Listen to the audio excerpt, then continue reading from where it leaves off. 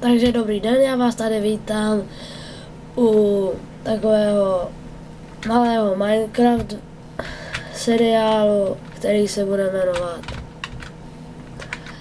Pasti na příšery.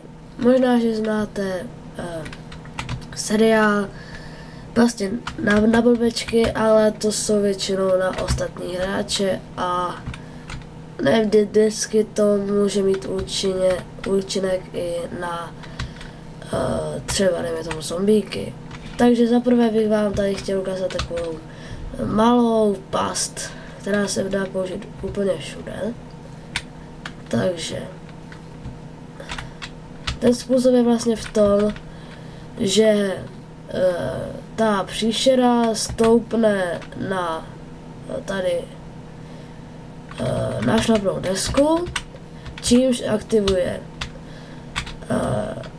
lepivý píst a padací dveře. Takže takhle a spadne dolů do lávy, kde potom uhoří. Je to opravdu velice jednoduché. To se tomu nepovedlo. No, takže budeme na to potřebovat loditový opakovač, lepivý píst, padací dveře a nášlapnou desku a kbelí klávy. Takže první si tady vykopeme 3 bloky takhle na délku a nakonec dáme lepivý píst směrem sem.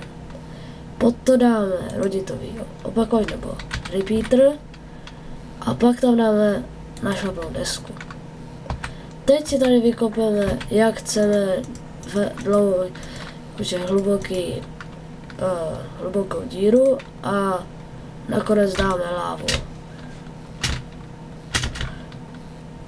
Tak a na to dáme padací dveře. A sem na to dáme nějaký blok, třeba kámen, ale nesmí to být písek, aby nespadl. A teď už jenom můžeme vyzkoušet.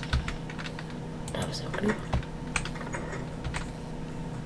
A upaluje se nám. A to je k tomuhle prvnímu videu konec, takže craftu zdar.